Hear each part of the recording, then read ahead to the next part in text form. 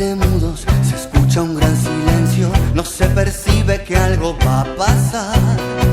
Detrás de lo sublime se esconde un nuevo engendro que derrama baba sobre la ciudad. Adrenalina desarmada abre grietas hondas, nada recicla esta contención, el choque no se puede evitar.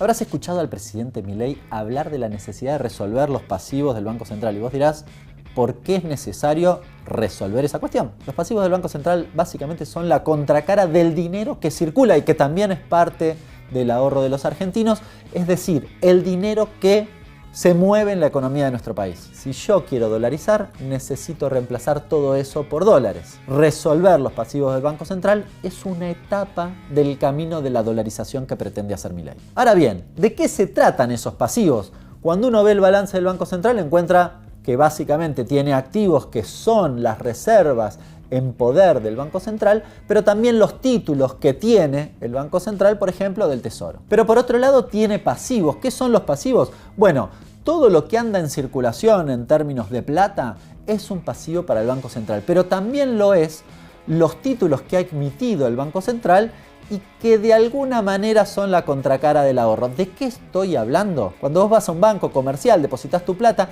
el banco en general lo presta. Ahora, si no viene gente a pedirle prestado, suele hacer una cuestión que es la siguiente. Agarra ese dinero, se lo da al Banco Central, que se lo remunera, le da una tasa de interés sobre esa plata. Para configurar ese proceso, el Banco Central emite un título que vos habrás oído nombrar como LELIQ durante mucho tiempo, pero que ahora básicamente se ha convertido en una cosa que se denomina PASE. Entonces, en conclusión, para dolarizar necesito reemplazar los pesos por dólares y eso incluye resolver todos los pasivos, la base monetaria, pero también estos títulos que tiene el Banco Central. ¿Cómo lo está haciendo el gobierno en este momento? Bueno, de tres formas. La primera es con licuación, la devaluación que hizo que el peso valiera menos y por lo tanto ese pasivo en términos relativos requiere de menos dólares para encontrar cierto respaldo. En segundo lugar, está tratando de hacer una especie de catenaccio italiano con aquellos pesos que andan en circulación y que podrían ir al dólar. El BOPREAL es un ejemplo de esto.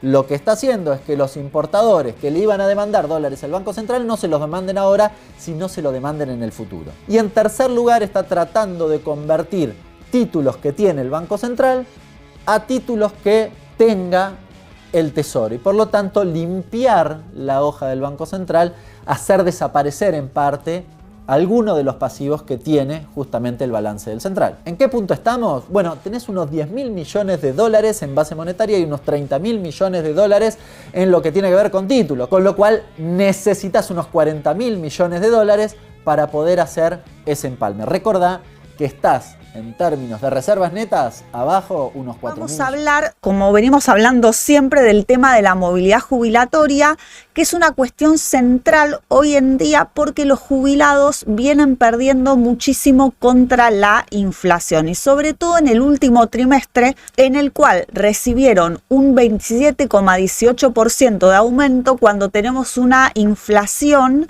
del último trimestre que aparentemente es del 75%. Entonces la verdad que la pérdida del poder adquisitivo fue tremenda en los últimos 3 meses, pero también fue muy fuerte en todo el año pasado. O sea que ya venimos de una situación muy complicada para los jubilados y pensionados. Durante el receso del Congreso se había convocado a sesiones extraordinarias para tratar el proyecto de ley ómnibus y en este proyecto el Poder Ejecutivo quería suspender la movilidad jubilatoria y otorgar aumentos por decreto. Esto fue rechazado por la oposición y la oposición exigió que se incorporen parámetros específicos de cómo se iba a otorgar los aumentos y específicamente que los aumentos se otorguen conforme el índice de precios al consumidor, o sea, que los aumentos de los jubilados se den de acuerdo a la inflación mensual. O sea que si esto prosperara, todos los meses los jubilados, por ejemplo, en abril se cobraría la inflación de febrero, no la de marzo, porque no se llega a otorgar para el mes de abril, ¿no? Porque no es que está el primer día y no se llegan a pagar las jubilaciones. Habría un desfasaje pequeño, ¿sí? Mucho más pequeño que el que tiene la fórmula actual, y las jubilaciones y pensiones aumentarían todos los meses. Recordemos que en el proyecto original de la ley ómnibus el gobierno no quería ajustar con ninguna variable específica las jubilaciones y pensiones, porque ellos lo que quieren es eliminar la indexación del gasto público. Sí, esto ya lo venían diciendo hace bastante y lo dijo expresamente el ministro de Economía. La oposición introdujo esto, pero luego el Poder Ejecutivo, por toda una pelea política, retiró el proyecto, con lo cual no se trató el tema de la movilidad jubilatoria, y actualmente, pese a que ya se produjo la apertura de las sesiones ordinarias, el Poder Ejecutivo no avanzó todavía en enviar un proyecto de ley de movilidad. ¿Por qué? Porque en el fondo le conviene esta actual ley hasta ahora, le conviene porque